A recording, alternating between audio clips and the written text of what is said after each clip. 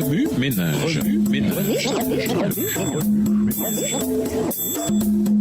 Bienvenue à votre émission Remue ménage. Nous voilà au vendredi 7 octobre, une attaque de l'ennemi.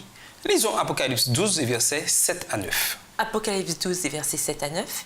Et il y eut guerre dans le ciel. Michel et ses anges combattirent contre le dragon. Et le dragon et ses anges combattirent. Mais ils ne furent pas les plus forts et leur place ne fut plus trouvée dans le ciel. Et il fut précipité, le grand dragon, le serpent ancien, appelé le diable et Satan, celui qui séduit toute la terre. Il fut précipité sur la terre et ses anges furent précipités avec lui. Pour conclure, personne n'aime souffrir. Mais la vie est compliquée et la réalité, c'est que personne ne la vit sans souffrance, sans difficulté. Parfois, les problèmes sont inévitables. Ça fait partie de notre vie dans ce monde déchu.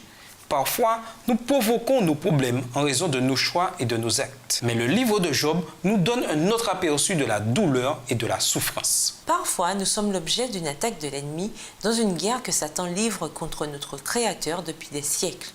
En de telles circonstances, il nous faut une grâce spéciale pour rester fidèle à Dieu et avoir l'assurance que sa bonté va nous tirer d'affaire. Cophosité.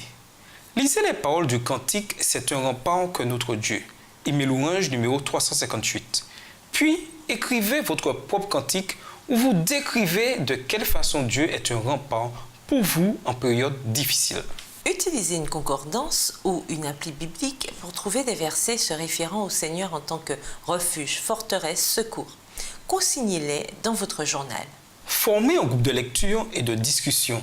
Lisez le premier chapitre du livre Patriarche et prophète d'Ellen G. White intitulé « L'origine du mal ». Occupez-vous d'une personne qui passe par un mauvais quart d'heure. Asseyez-vous avec elle, écoutez-la et priez avec elle. Vous pouvez aussi partager des versets bibliques encourageants ou vos propres expériences de foi. Vous pouvez même offrir de l'aide pratique selon vos possibilités. Peignez un tableau de Jésus démontrant l'amour de Dieu. Donnez-lui pour titre le principal témoin du caractère de Dieu.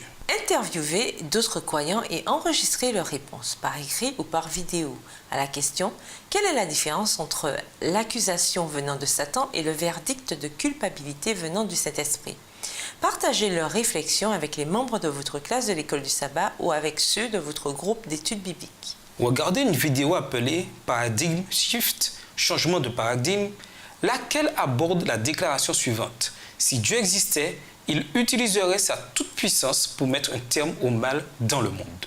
Pour aller plus loin, nous vous invitons à lire dans le livre Patriarche et prophète, le chapitre 1, L'origine du mal, écrit par Ellen G. White.